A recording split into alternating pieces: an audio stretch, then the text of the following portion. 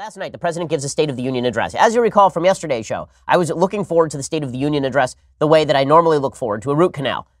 It's just not my thing. I don't like the State of the Union address. I think it's a monarchic, stupid institution. I think it's full of silly theatrics. Last night's was uniquely entertaining for a variety of reasons. The number one reason it was uniquely entertaining is because every State of the Union address, we get the game of who stands up, who sits down, who claps, who cheers, how do people respond? And the Democrats did, I thought, a pretty horrendous job of responding to President Trump's speech. It seems that they had a basic rule, which is that they were not going to clap for anything. And then Nancy Pelosi, in all of her wisdom, might lead them once in a while in clapping. But President Trump successfully made them look silly in what they chose to clap for and what they did not choose to clap for. Meanwhile, he gave what was one of the best speeches of his career. Now, it was delivered with typical Trump sort of half interest because he was reading from a teleprompter. All of his best moments came when he was off teleprompter, when he was sort of riffing with the room or something would happen and then he'd drop a funny line. And what was weird about the entire event is that we live in an extraordinarily politically divided time, but it was kind of a feel-good speech. You came away from the speech thinking, okay, well, that was kind of nice, right? Like everybody seemed to get along and maybe the country isn't in that much trouble, which is what Trump was going for. So let's jump right into President Trump's State of the Union address. The theme of his address was choosing greatness. That was the overarching theme.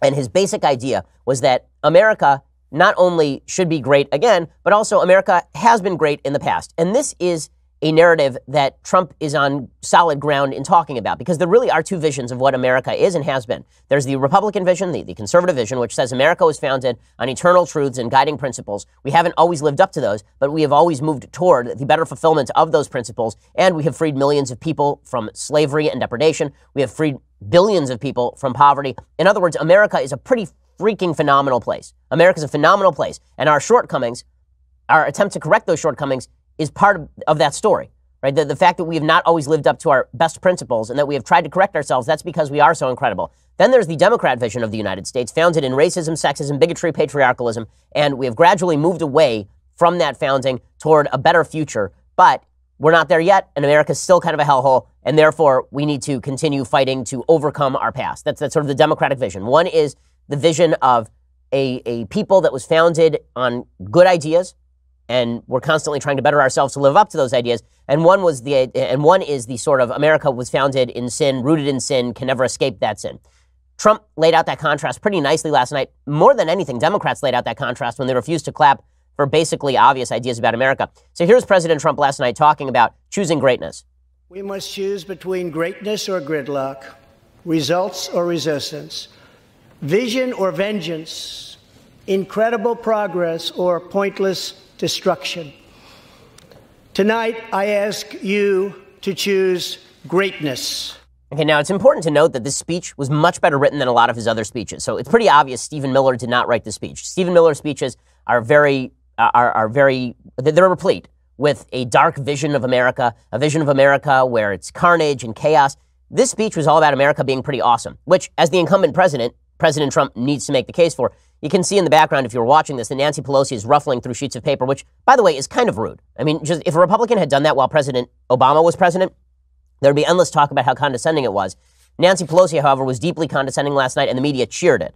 The media coverage of the State of the Union address, which we will get to in a little while here, was as stupid and nonsensical and partisan and biased as any coverage I've ever seen of the president, which is to say, it was another day in American media. President Trump then started talking about how unemployment rates have dipped to record lows. And again, Democrats refuse to cheer for record low unemployment rates. You would figure that really that's bad optics. And what they'd really want to say is, yes, unemployment rates have dipped to record lows as part of the continuing success of the Obama economy, right? Just all you have to do, just politically, is say the reason that the economy has continued to boom is because it was already doing well under Obama, and it has continued to do well under President Trump. Not the end of the world, but Democrats couldn't even bring themselves to cheer for low black unemployment rates. Unemployment has reached the lowest rate in over half a century. African American, Hispanic American, and Asian American unemployment have all reached their lowest levels ever recorded. Unemployment for Americans with disabilities has also reached an all-time low. Okay, Nancy Pelosi is sitting there not cheering, and there are the Democrats sitting there not standing up, not cheering. So is it a bad thing that people with disabilities are working? Weird. Okay, so the Democrats were refusing to cheer for low unemployment rates. They also definitely refused to cheer for putting sex traffickers out of business, which is a weird look. So President Trump says, now it's time for America to end sex trafficking. It's time for America to end illegal immigration that involves human trafficking. And the Democrats are sitting there like, no, we like human trafficking. Now, obviously, they don't like human trafficking, but they don't want to give President Trump any sort of win here, even if what he's speaking about is a basic principle of being a human. So watch this. Now is the time for Congress to show the world that America is committed to ending illegal immigration and putting the ruthless coyotes, cartels, drug dealers, and human traffickers out of business.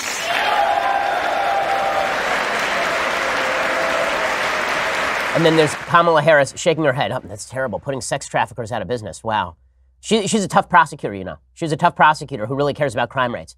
She's so tough that she shakes her head when we talk about putting sex traffickers out of business, Kamala Harris. What a delight she is. Okay, so the Democrats definitely showing how, Trump should just run endless commercials in 2020 of him saying eminently obvious things and Democrats shaking their heads or refusing to clap.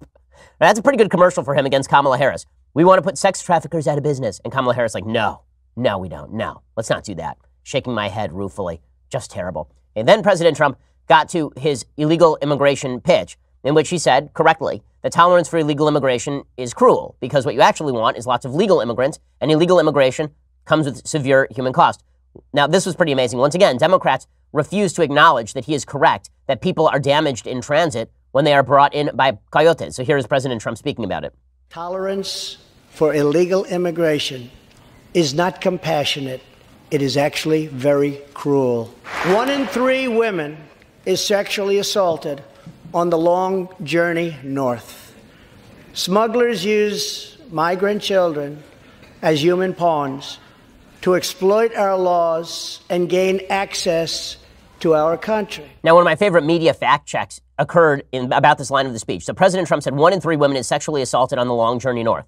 Statistics suggest that 31% of women are sexually assaulted on the long journey north, which is about 1 in 3, right? I mean, it's pretty close to 1 in 3. So the fact checker said partly true. Partly true. So in other words, 33% is 1 in 3. It was 31%. He said 1 in 3, and they rated it partly true because the fact checkers are so full of it. The fact checkers are just terrible. I mean, the fact checks of the State of the Union address are so absurd. A woman at the New York Times, we'll see later that President Trump suggests that a Jew who was freed from Dachau, a death camp during the Holocaust, saw American soldiers coming from the sky and thought they came from heaven. And a fact checker from the New York Times said, Jews don't believe in heaven. It's like, well, you had one job, guys. We sort of do. And President Trump continued. He talked about walls working. He spent an awful lot of time in the speech talking about illegal immigration. And then his conclusion was walls work, which obviously is his main campaign pitch, because in about a week and a half here, we're going to go into possible second government shutdown or him declaring a national emergency. So here's him making that case. Simply put, walls work and walls save lives. So let's work together, compromise, and reach a deal that will truly make America safe. Okay, and the Democrats won't cheer for that. So we have to recap. Democrats will not cheer for making America safe through compromise. Democrats will not cheer for low unemployment for blacks, Hispanics, Asian Americans, and Americans with disabilities. Americans, they will not cheer for ending sex trafficking. You ask yourself, what will Democrats cheer for? What do they like?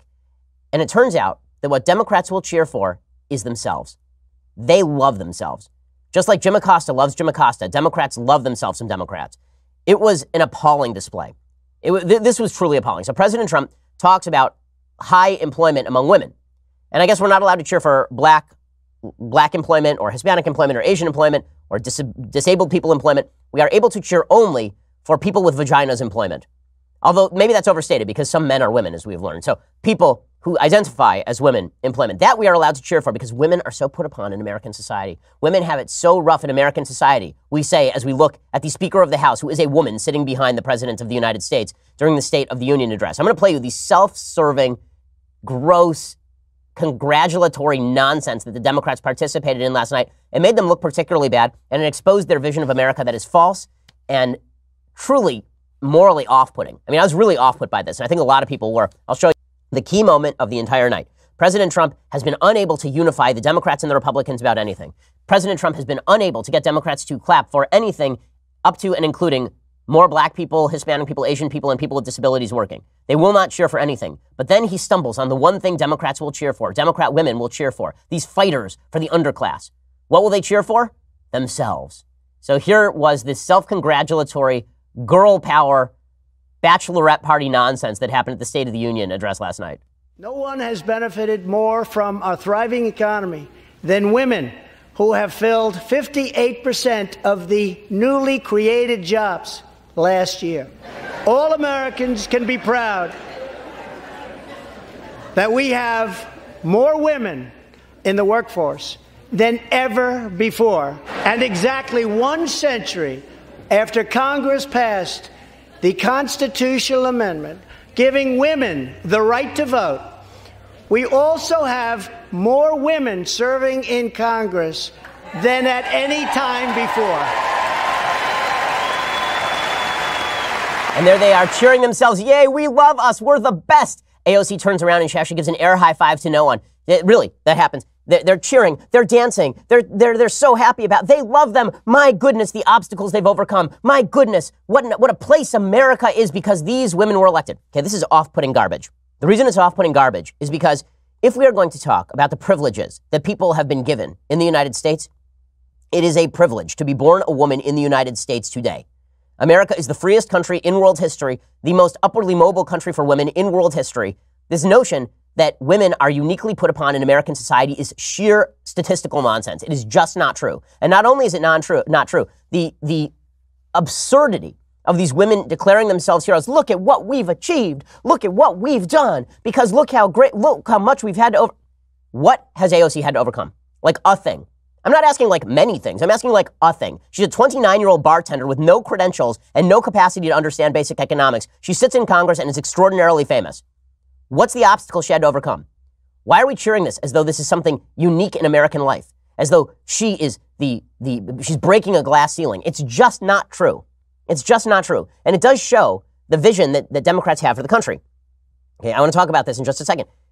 Democrats see America as a very different place than Republicans see America. So as I say, Republicans see America as a place with eternal truths. Truths like we are all created equal in the eyes of God. Like we all have equal rights. And we have imperfectly applied that rule, but we have moved toward the application of that rule. Women were given the vote more than a century ago. Okay, women have been in politics for a very long time. Women constitute the majority of voters. They constitute the majority of college graduates. They constitute the vast majority of people who gain new jobs in the current economic upsurge. Women have had more wage mobility in the last 30 years than men have in the United States. Women are not victims. And this notion that Democrats are pushing that women have overcome now because lots of women were elected to Congress. Oh, look at us. We are just so awesome. It's so funny. AOC will say that she has cisgender privilege, because she's a cisgender woman, she has privilege. We all have to acknowledge our privilege. White privilege and male privilege, the privilege of the patriarchy.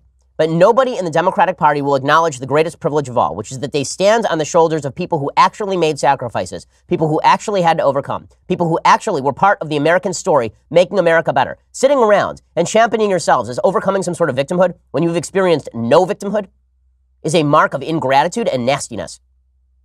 There are people in that room who had to live through the civil rights movement and actually did heroic work. I'm talking about people with whom I disagree harshly on politics, people like John Lewis, who actually had to live through the civil rights movement and were deeply influential in helping make the country a better place. Those people, if you say John Lewis sits in American Congress, that's something to cheer about. AOC sits in American Congress. Oh, let's cheer because women are in Congress now. I'm sorry. There was nothing that was overcome here. Nothing. There was no barrier to entry for women in Congress. There is nothing uniquely amazing about what just happened in the last election. I know we're supposed to pretend that women broke through a glass ceiling. There was no glass ceiling in American politics. Hillary Clinton won the popular vote in the last election cycle. She was Secretary of State. Condoleezza Rice was Secretary of State. Sarah Palin ran for Vice President. Nancy Pelosi, this is not her first round as Speaker of the House. She was Speaker of the House 12 years ago. Can we stop pretending now that women are massively victimized in American society by the patriarchal hierarchy?